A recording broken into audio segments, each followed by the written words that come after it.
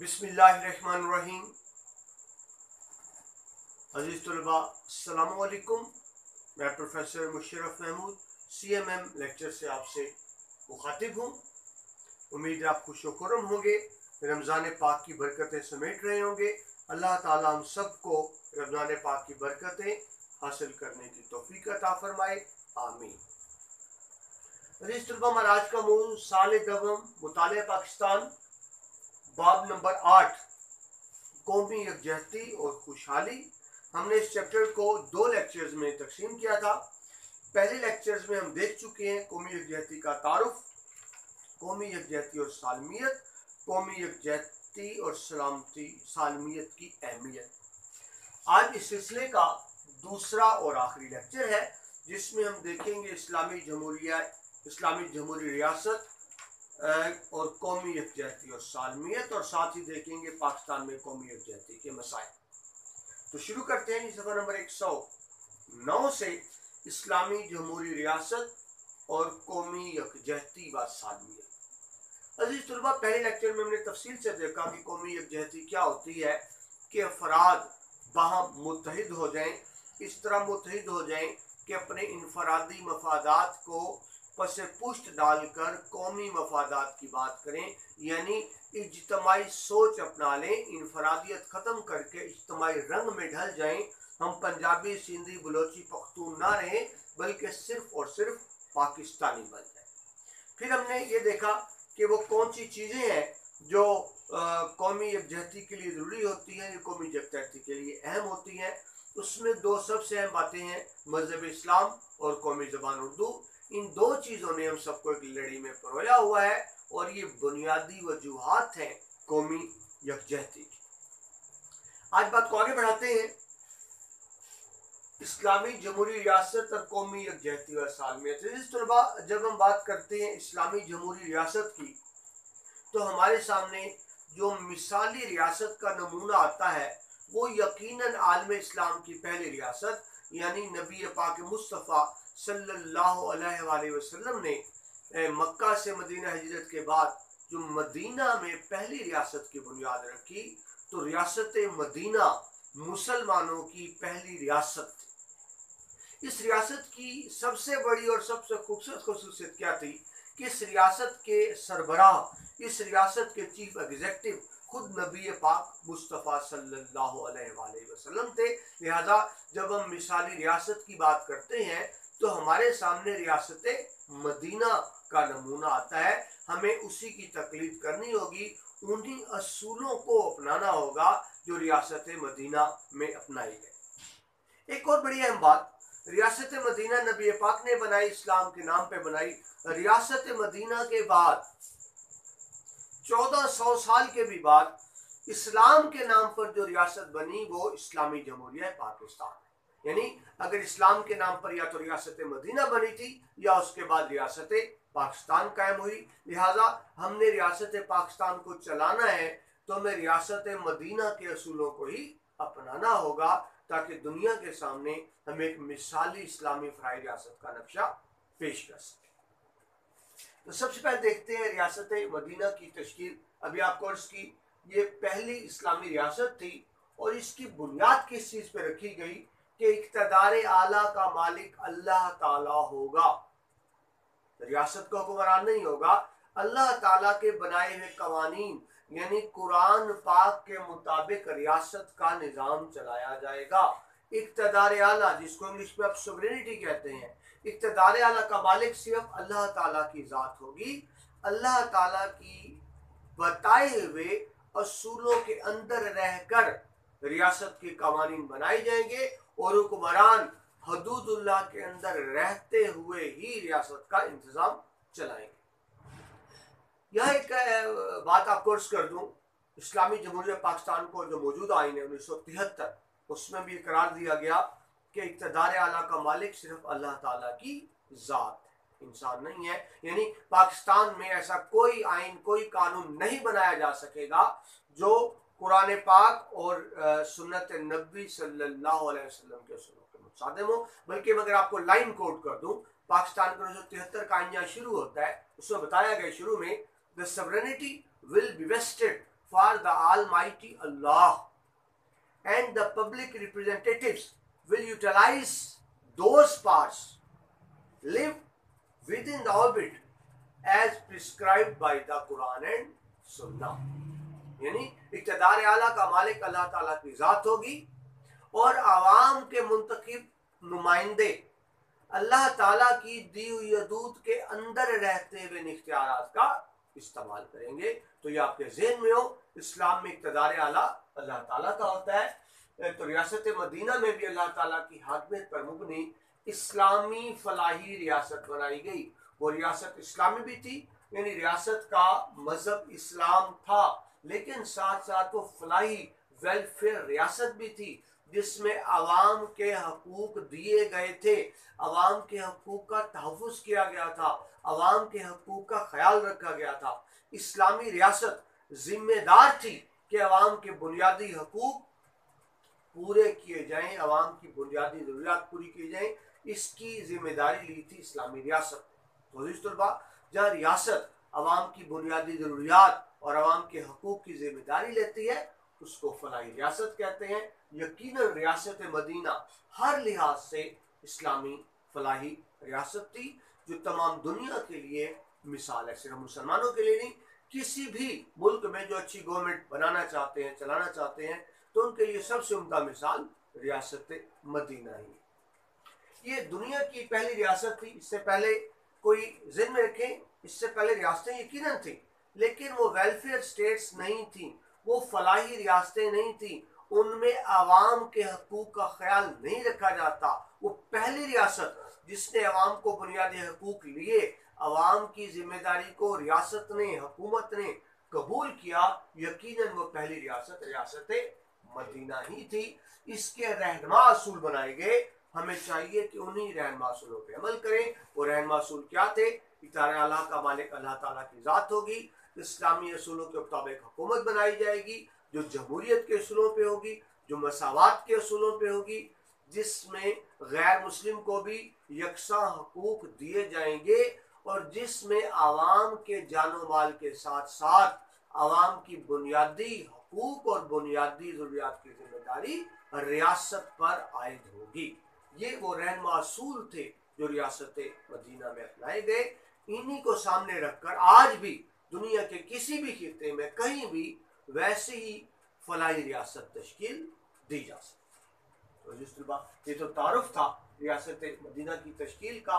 यहाँ से मैंने भी अर्ज़ की, हम कुछ रहनुमा असूल बनाते हैं कि इस्लामी रियासत के लिए क्या रहनुमा असूल होने चाहिए, वो क्या फंडामेंटल्स होने चाहिए जिस पर इस्लामी रियासत काम करे। सबसे पहली बात तो यह है इस्लामी रियासत के रहनुमा असूलों में कि कौमी यकजहती और इत्तेहाद का मज़हर हो। मैंने पॉइंट्स वो लिखे हैं जो आपकी किताब में है ताकि आपको बात समझने में आसानी रहे। जी, कौमी यकजहती और इत्तेहाद का मज़हर, इस्लामी रियासत हमेशा अदल और इंसाफ के असूलों पर कायम होगी। याद रखें, जिन मुआशरे में अदल और इंसाफ नहीं होता, जुल्म होता है, वह कभी भी यकजहती नहीं हो सकती। यकजहती तभी होगी जब मुआशरे में अदल और इंसाफ होगा, यानी सबको यकसा हकूक होंगे, किसी के साथ ज्यादती नहीं होगी, किसी को उसके हकूक से महरूम नहीं रखा जाएगा। तो तभी कौमी यकजहती पैदा हो सकती है और जमहूरी कदरों पर मुश्तमिल रियासत, जमहूरियत के असूलों को सामने रखा जाएगा, यानी अक्सरियत की बात मानी जाएगी। ऐसा नहीं होगा कि चंद अफराद अपनी बात मनवा लें, अक्सरियत की बात मानी जाएगी। अजीज तलबा, ये एक अहम तरीन बात समझ, इसमें गलतफहमी पैदा हो जाती है। इस्लामी जमहूरियत और मगरबी जमहूरियत के असूल में थोड़ा फर्क है। मगरबी जमहूरियत में यह है कि हर शख्स का एक वोट होता है और हर शख्स का वोट बराबर होता है, खा वो अनपढ़ हो खा वो तालीम याफ्ता। मगर एक बात यह भी ध्यान में रखें कि मगरब में ज़्यादातर लोग तालीम याफ्ता और समझदार होते हैं, मगर हमारे यहाँ ऐसा नहीं है। आपको पता है, नाखानदगी बहुत ज़्यादा है, जहालत है, शऊर अकल की कमी है। बहुत ऐसे इलाके हैं जहाँ सिरे से तालीम का वजूद ही नहीं, वो लोग वोट देने की अहमियत नहीं जानते। तो बड़ी ज़्यादती वाली बात होगी कि उनकी वोट की भी वही अहमियत दी जाए। इस्लाम में वोट उसका होगा, राय उससे दी जाएगी जो राय देने का अहल हो। जो तालीम याफ्ता हो, जो इस्लाम की तालीमात को समझता हो, जो कुरान और शरीयत को समझता हो, इसको कहते हैं साहिबुर राय। यानी जो साहिबुर राय होगा, राय देने की अहलियत होगी, उससे राय ली जाएगी, हर एक से राय नहीं ली जाएगी। तो इधर में लेकिन थोड़ा फर्क है मगरबी और इस्लामी जमहूरियत का। नबी पाक सल्लल्लाहु अलैहि वसल्लम ने जो मशवरा करते थे सहाबा से, सारे ही जय्यद सहाबा थे यकीनन। उसके बाद जब सहाबा की खिलाफत आई तो उन्होंने जो मजलिस शुरा बनाई उसमें सिर्फ उन लोगों को शामिल किया गया जो अहल थे, जो साहिबुर राय थे। तो ये फर्क भी जरा ध्यान में रखिए, मगरबी जमहूरियत और इस्लामी जमहूरियत। जी, तो अदल इंसाफ और जमहूरी कदरों पर मुश्तमिल रियासत होगी तो तभी कौमी यकजहती और इत्तेहाद पैदा होगा। ये जरूरी है कौमी यकजहती और इत्तेहाद के। एक इस्लामी रियासत अदल इंसाफ के असूलों पर कायम होगी। अदल इंसाफ का क्या मतलब कि सब अफराद से यकसा सलूक किया जाएगा, कानून की नज़र में सब बराबर होंगे, किसी भी किस्म का इस्तिस्ना या एक्सेप्शन हासिल नहीं होते। इस्लामी रियासत में कुफर कहा जाता है कि कुफर की हुकूमत तो कायम रह सकती है लेकिन जुल्म की हुकूमत कायम नहीं रह सकती। तो अदल इंसाफ एक बुनियादी तकाजा है इस्लामी रियासत का। आगे चले जी, जमहूरी इक़दार का फ़रोग़। मुआशरे में जमहूरी रवैयों को फ़रोग़ दिया जाएगा और जमहूरी रवैयों में क्या बात शामिल है? मसावात होगी, बराबर होंगी कानून की नज़र में, अमीर गरीब भी और मुसलमान गैर मुस्लिम भी इंसाफ के कटहरे में सब बराबर होंगे और हर एक को आज़ादी होगी कि वो अपने मजहबी सियासी नज़रियात के मुताबिक ज़िंदगी गुजार सके। किसी को सियासी नज़रियात बदलने पर मजबूर नहीं किया जाएगा, किसी को मजहब बदलने पे मजबूर नहीं किया जाएगा, किसी की मजहब में मुदाखलत नहीं की जाएगी। तो इसको हम कहेंगे जमहूरी इक़्तिदार का फ़रोग़ होगा इस्लामी रियासत में। इस्लामी रियासत में बदउनवानी का खात्मा होता है, बदउनवान लोग नहीं होते। इस्लामी रियासत में हुकूमत में इक़्तिदार में सिर्फ वो लोग होते हैं जो ईमानदार होते हैं और जो गैर जानिबदार होते हैं, न्यूट्रल होते हैं। पहली बात, बदउनवान की हौसला शिकनी की जाती है और अगर कोई करप्ट बदउनवान पकड़ा जाए तो उसको सख्त सजा देकर हुकूमत से अलग कर दिया जाता है, जिससे बाकियों को इबरत होती है। तो इस तरह इस्लामी रियासत में बदउनवानी का खात्मा होता है, बदउनवानी का कोई शाइबा तक नजर नहीं आता। जी, आगे पांचवी बात, खुशहाल मुआशरे का कायम। इस्लामी रियासत जब कायम होती है तो मुआशरा हमेशा खुशहाल होता है, मुआशी तरक्की की जानिब गामजन मुआशरा। अब ज़हन में रखें, मुआशी खुशहाली का अर्गज़ ये मतलब नहीं कि सबको बराबर पैसे दे दें, सबको अमीर कर दें, इसका ये मतलब नहीं होता। मुआशी खुशहाली का मतलब ये है कि हर एक के पास तरक्की करने के, आगे बढ़ने के यकसा और बराबर मौके मौजूद हो। यानी अगर कोई तरक्की करना चाहे तो उसके पास मौका मौजूद हो, इसको कहेंगे खुशहाल मुआशरा। दूसरी ये बात होगी कि बुनियादी ज़रूरियात के लिए कोई किसी का मोहताज ना हो। ये रियासत की जिम्मेदारी होगी कि सबकी मुआशी ज़रूरियात को पूरा करें। छठी बात जी, मुकम्मल मजहबी आज़ादी। इस्लामी रियासत में मुसलमानों के हकूक़ तो हैं ही, लेकिन गैर मुस्लिमों को भी वो तमाम हकूक़ हासिल होते हैं जो मुसलमानों को दिए जाते हैं।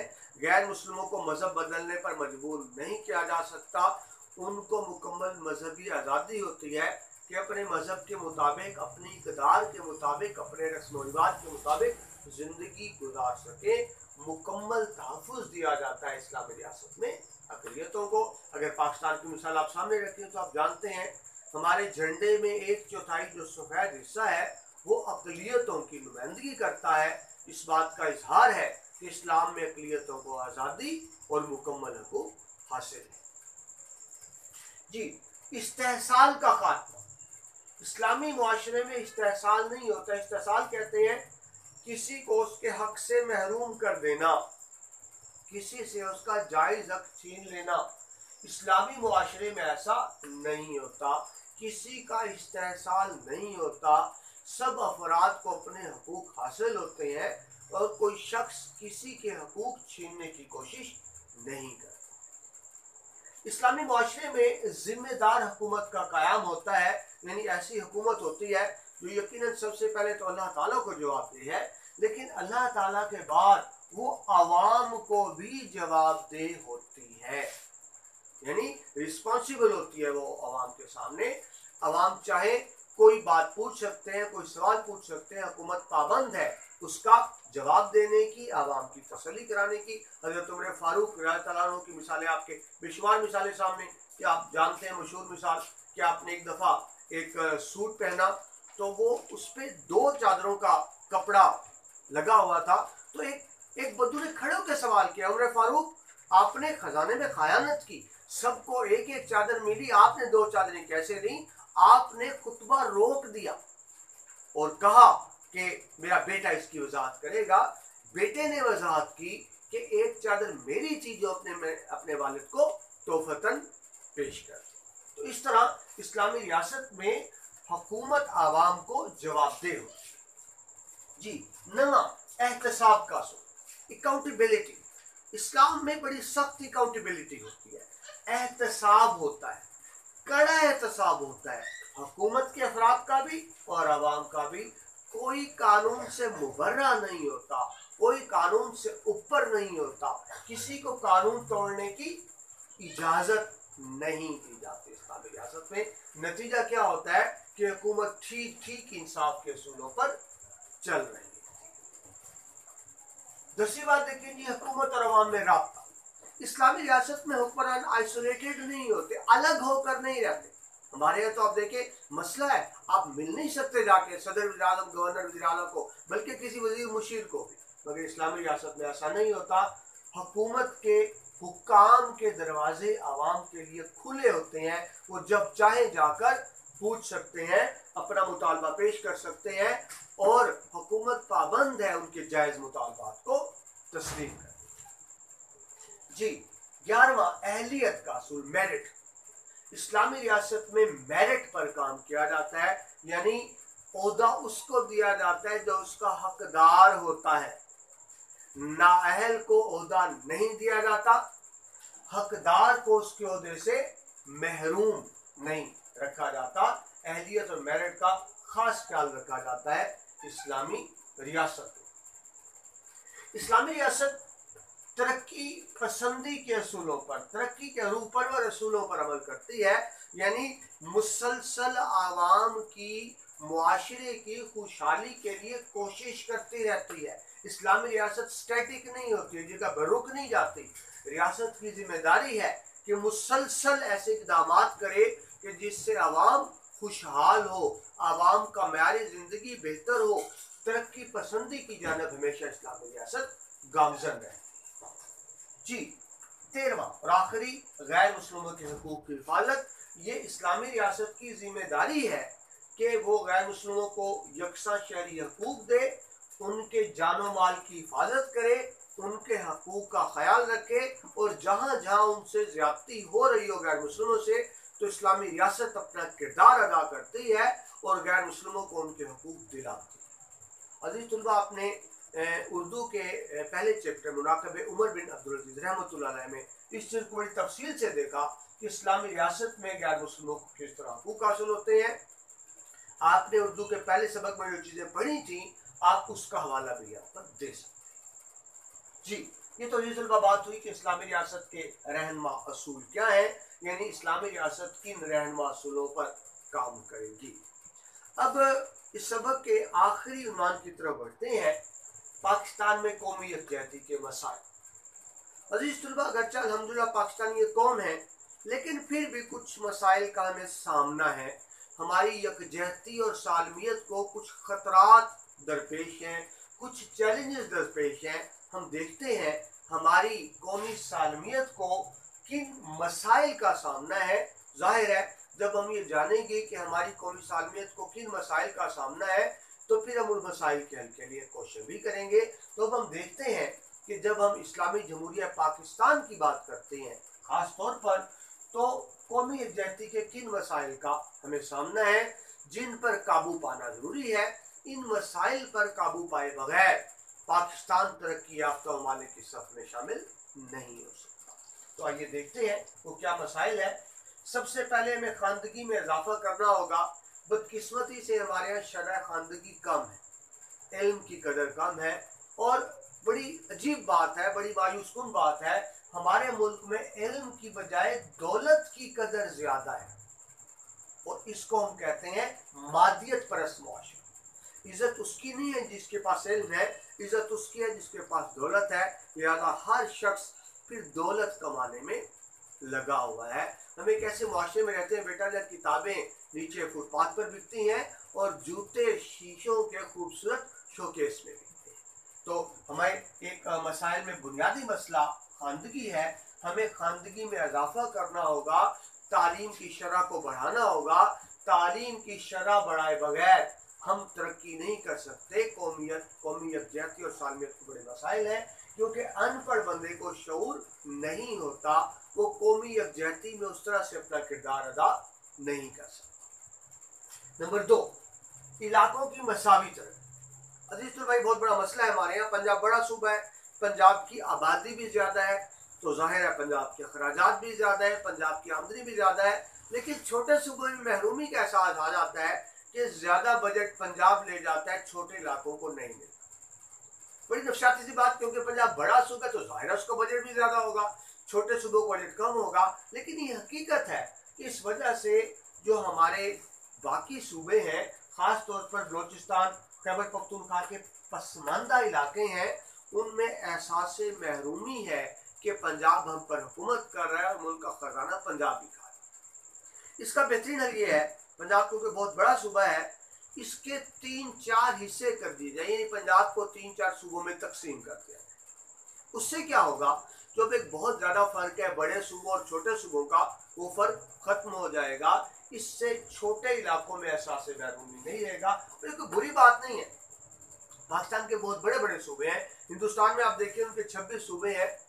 बहुत से ऐसे ममालिक हैं जिनकी आबादी रकबा पाकिस्तान से कम है, लेकिन उनके सूबे पाकिस्तान से ज्यादा है। बहरहाल इससे ये होगा, इलाकों की मसावी तरक्की होगी और एहसास महरूमी में कमी होगी, जो एक बहुत बड़ा मसला है कौमी यकजहती और सालमियत। तीसरा देखें जी, जमहूरियत का क्या। बदकिस्मती से हमारे मुल्क में जमहूरियत कम रही, फौजी आमरीत ज्यादा है। याद रखिए, कौम की तरक्की, कौम की यकजहती कब होती है? हमेशा जमहूरी दौर में होती है। कहा जाता है कि बदतरीन जमहूरियत भी बेहतरीन मार्शल से ज्यादा देता है। उसकी वजह यह है कि फौजी हुकूमत या कोई भी डिक्टेटरशिप जो होती है, वो आवाम को जवाब दे नहीं होती। जमहूरी हुकूमत में आवाम ही के नुमाइंदे होते हैं और वो आवाम को जवाब दे होते हैं। मगर बदकिस्मती से हमारे मुल्क में ज़्यादातर आमरीत रही। आप देखें, जो अयूब खान की फौजी आमरीत में अगर बहुत सा काम भी हुआ, मुल्क ने तरक्की भी की, मगर ज़हन में रखें, मशरिकी पाकिस्तान टूटने की बुनियादी वजह सदर अयूब खान का मार्शल ही था, और उसके बाद जनरल याहिया खान का मार्शल ही था, जिसने मुल्क को तोड़ दिया। उसके बाद मोहम्मद ज़ियाउल के दौर में भी, अगरचा जनरल ज़िया का दौर था, उसमें भी किसी हद तक तरक्की हुई। मगर याद रखें, हमारे मुल्क में जो असला कल्चर आया, क्लाशनकोफ कल्चर आया, मनशियात कल्चर आया, वो उसी दौर में ही आया। तीसरा दौर आप देखें जनरल मुशर्रफ का, तो बज़ाहिर खुशहाली थी, लेकिन लॉ एंड ऑर्डर के जो मसाइल पैदा हुए, जिसको हम आज तक भुगत रहे हैं, ये सब जनरल मुशर्रफ के दौर में हुआ था। मैं अफराद पर तनकीद नहीं कर रहा, सिर्फ कहने का मकसद ये है कि जमहूरियत ज़रूरी होती है मुल्क की तामीर और तरक्की के लिए, फौजी हुकूमत की बजाय। तो हमारे मुल्क में जमहूरियत का क़याम कम रहा, ये भी कौमी यकजहती के एक मसाइल की वजह है। कौमी सियासी जमातों का किरदार देखिए, जब आप बात करते हैं कौमी यकजहती की, तो फिर हमें कौमी जमातों की हिमायत करनी चाहिए। बात दफा ये होता है, छोटे छोटे इलाकों की छोटी जमातें बन जाती हैं, वो दरअसल सियासी जमातें नहीं होती, प्रेशर ग्रुप होते हैं। जब वो असम्बली में पहुंचती हैं, तो वो सिर्फ अपने इलाके के मफाद की बात करती हैं, क्योंकि इलाकाई जमातें वो सिर्फ अपने इलाके की मफाद की बात करेंगी, वो कौमी मफाद की बात नहीं करेंगी। तो ज़हन में रखें, जो छोटी इलाकाई जमातें होती हैं, वो कौमी सालमियत के लिए खतरा होती हैं। होना ये चाहिए कि हम वोट किसको दें? उन सियासी जमातों को दें जो किसी एक इलाके की सियासत नहीं कर रही। जो कौमी सियासत कर रही हैं इससे कौमी यकजहती को फरोग मिलता है। लेकिन बदकिस्मती से हमारे यहाँ क्या होता है, ऐसी जमातें असम्बली में आ जाती हैं जो इलाकाई जमातें होती हैं और वो कौमी सालमियत के लिए बराह रास्त खतरा का बायस बनती है। जी, इजारादारी का खात्मा। इजारादारी होता है एक मखसूस मुआशरे का तबका है, वो हावी हो जाए पूरे मुल्क पर, पूरे मुल्क के वसाइल पर एक तबका हावी हो जाता है। कुछ सरमायादार हैं वो ब्यूरोक्रेट्स के साथ, हुकूमत के साथ मिल जाते हैं और मुल्क की हुकूमत पर भी कब्जा कर लेते हैं, मुल्क की वसाइल पर भी कब्जा कर लेते हैं। बड़ी मशहूर बात कही जाती है कि पाकिस्तान में 72 खानदान हैं जो दरअसल हम पे हुकूमत कर रहे हैं और यही 72 खानदान ही हुकूमत करते चले आ रहे हैं। तो वो एक इजारादारी बन जाती है चंद खानदानों की। तो ज़रूरी है कि उस इजारादारी का खात्मा किया जाए। मखसूस तबका की इजारादारी के बहुत ज़्यादा नुकसानात होते हैं क्योंकि फिर सरमाया चंद लोगों के हाथों में ही रह जाता है, सर्कुलेशन नहीं होती और मुल्क तरक्की नहीं करता। जी, छठा, कौमी इदारों की मजबूती। जब मुल्क में यकजहती होगी तो कौमी इदारे भी मजबूत होंगे। बदकिस्मती से हमारे यहाँ पाकिस्तान में कौमी इदारे मजबूत नहीं हैं। अल्हम्दुलिल्लाह फ़ौज का एक इदारा है जो मजबूत है, जो हमारे दिफा का ज़ामन भी है, हमारी हिफाजत भी कर रहा है, हमें अपनी फ़ौज पर फ़ख्र भी है। मगर फ़ौज के अलावा आप देखें कोई ऐसा इदारा नहीं जिसको आप डिसिप्लिन कह सकते। जो डिसिप्लिन इदारा हो ऐसा नहीं है। कौमी इदारों की मजबूती ज़रूरी होती है, ये हमारे यकजहती के मसाइल में आता है।